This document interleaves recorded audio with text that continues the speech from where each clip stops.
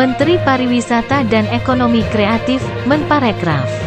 Sandiaga Uno menyerahkan keputusan pengusungan dirinya sebagai bakal calon presiden atau bakal calon wakil presiden untuk pemilu 2024 kepada Ketua Umum Partai Politik. Saya sudah pernah cawapres, walaupun belum dapat amanah, saya pasti akan berusaha, tapi keputusan berada di tangan ketua partai politik. Saya tidak mau berandai-andai, kata Sandiaga di sela sela kunjungannya di Makassar, Sulawesi Selatan, Rabu tanggal 12 Juli tahun 2023. Dia mengatakan dinamika politik menjelang pemilu 2024 harus disikapi dengan riang gembira dan sukacita. Selain itu, dia meminta masyarakat memahami bahwa kontestasi demokrasi harus dilakukan tanpa memecah belah persatuan masyarakat Indonesia. Jangan sampai politik ini akhirnya menjadi ajang yang memecah belah kita, tambahnya.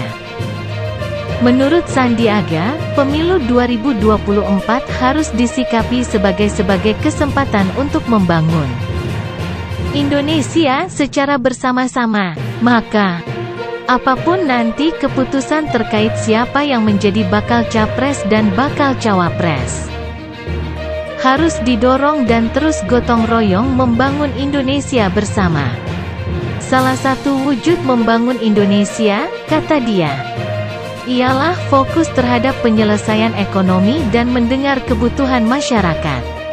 Seperti memberikan sumbangsi saran, menciptakan lapangan kerja, dan memberi akses dukungan modal.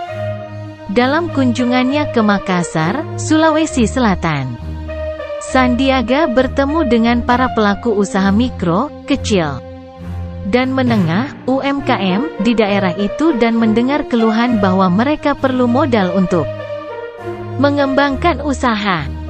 Dia mengatakan hal untuk menyejahterakan masyarakat dan membangun ekonomi seperti itu yang harus menjadi perhatian dalam tahun politik, bukan justru mengembangkan isu yang berpotensi memecah belah persatuan masyarakat Indonesia.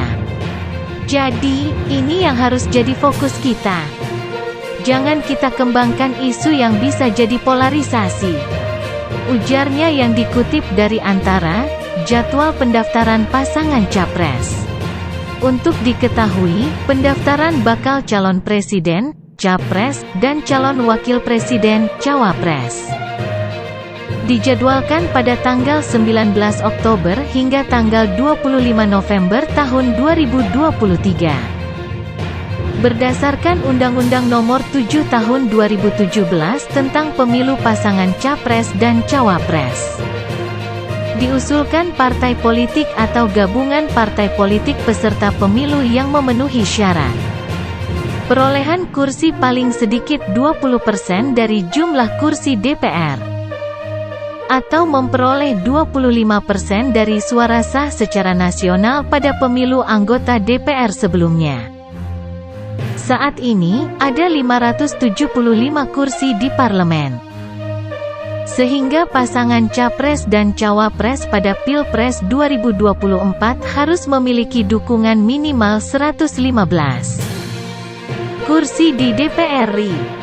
Bisa juga pasangan calon diusung partai politik atau gabungan partai peserta Pemilu 2019 dengan total perolehan suara sah minimal 34.992.703 suara.